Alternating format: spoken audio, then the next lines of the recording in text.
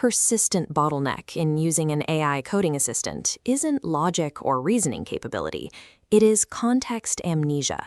The moment you close your terminal or end a Claude Code session, the system forgets your codebase, your design decisions, and the subtle patterns you spent hours establishing. Claude-Mem was engineered to solve this exact problem. It acts as an invisible background daemon, sitting underneath your command line, building a continuous memory layer that persists across projects and sessions. When you close a standard session, this is what happens to your AI's context. The network shatters, and you start from zero. Claude-Mem stops this erasure by intercepting data before it vanishes. The traction on this repository is massive. It currently holds over 70,000 stars, boasts a heavily detailed 32-language README, and logs over 1,500 commits. But the source of those metrics is unusual. This entire architecture is the product of a single developer, known as the .Mac, operating a solo dogfooding experiment. He personally holds 95% of all commits to the project. Every piece of this tool was built directly with Claude Code, specifically for Claude Code. Every pull request ends with the same tag, generated with Claude Code. The paradox here is velocity. A single developer iterating this rapidly alongside an AI generates highly innovative architectural concepts, but it also accrues severe unchecked technical debt. This creates a sophisticated experiment in persistent state. It offers a functional blueprint for how AI might remember its work across different sessions, while simultaneously demonstrating how quickly that automation can spiral out of control. The system operates completely independently from the user's primary terminal. It runs as a detached background daemon, silently observing your workflow. This diagram maps the extraction phase.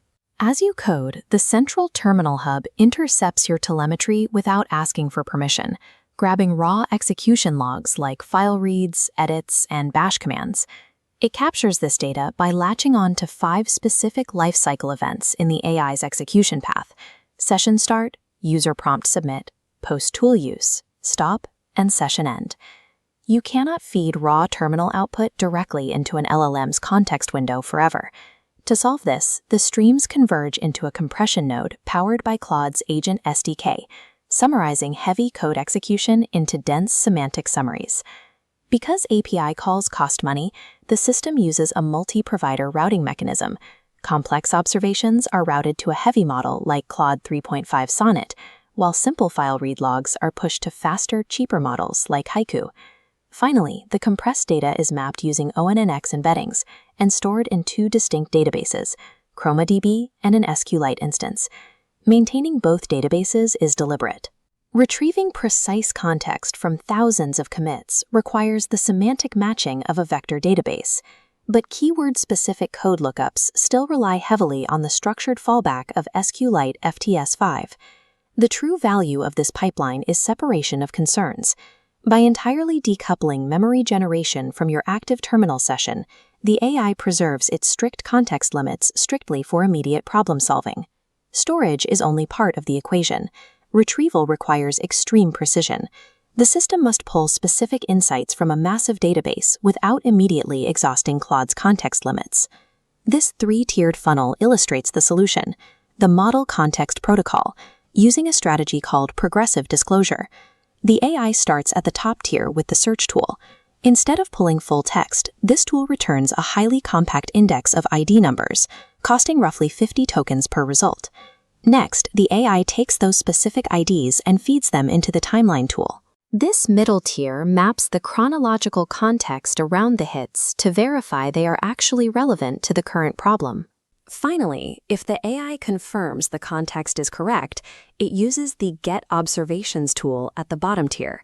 This strictly fetches the heavy 1,000 token text records only for the exact IDs it needs. This tiered retrieval design proved so effective that the repository has already built adapters to push it beyond Claude Code, integrating it directly into Cursor, Codex, and Windsurf.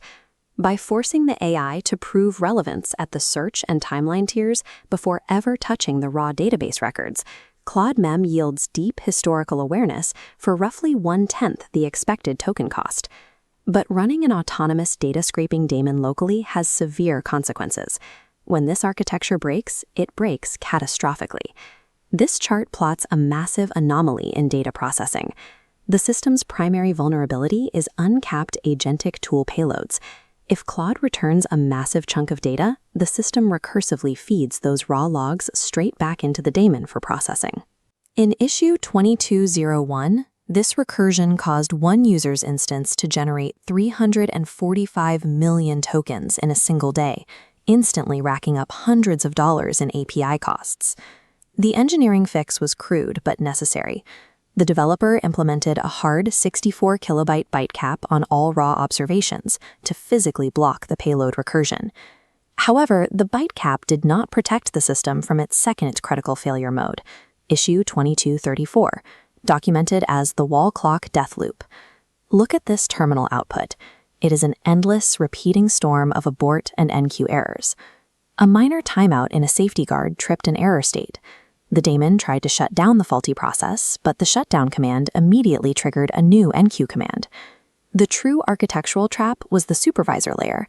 It was designed to maintain persistence at all costs, aggressively auto-respawning any background process that died. When users tried to kill the terminal to stop the loop, the supervisor just restarted it in the background.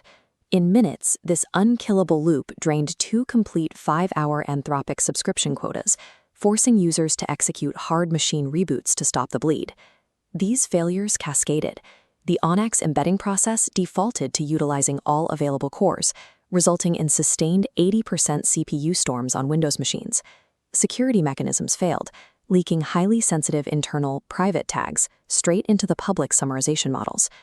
Automating AI memory generation creates an undeniable advantage, but deploying unbounded agentic loops on a local machine without guaranteed safe failure states introduces immense financial and operational risks. Claude-Mem stands as a high-stakes prototype. It demonstrates that background state management is highly effective for complex coding projects, even if this specific implementation remains dangerously unstable. The core architectural takeaway is clear. Combining invisible background lifecycle hooks with a tiered progressive disclosure retrieval system is the correct evolutionary path for persistent state management.